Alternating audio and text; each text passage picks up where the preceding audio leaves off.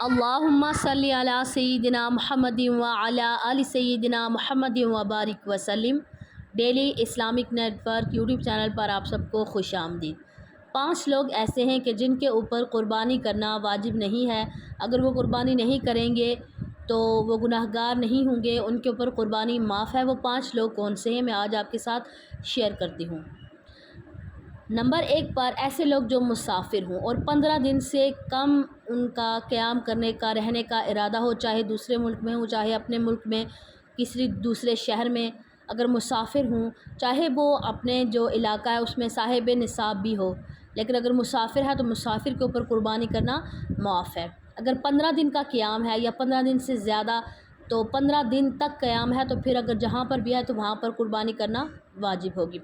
Number 2 پر کافر پر قربانی نہیں ہے، مسلمان ہونا ضروری ہے۔ نمبر 3 پر نابالغ بچے، جو چھوٹے بچے ہیں، نابالغ بچے، ان کے اوپر بھی قربانی کرنا واجب نہیں ہے۔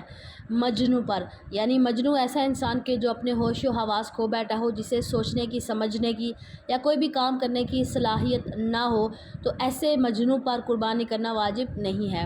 نمبر 4 پر غلام پر قربانی کرنا واجب نہیں ہے، لیکن اگر آزاد ہو گیا اور صاحب نصاب ہوا تو قربانی کرنا واجب ہوگی۔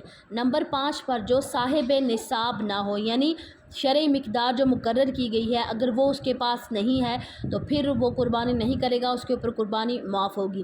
اور قربانی کس انسان پر واجب ہے اور کون کون سی شرائط ہیں، اس کے لیے مکمل ڈیٹیل کے ساتھ ایک علیحدہ کلپ میرے پاس موجود ہے، میرے چینل پر آپ وزٹ کر کے اس کو دیکھ سکتے ہیں۔ مجھے امید ہے کہ آج کی ویڈیو آپ کو سمجھ میں آ گئی ہوگی۔ ویڈیو اگر پسند آئے تو لائک اور شیئر کرنا مت بھولیے گا۔ السلام علیکم ورحمۃ اللہ وبرکاتہ۔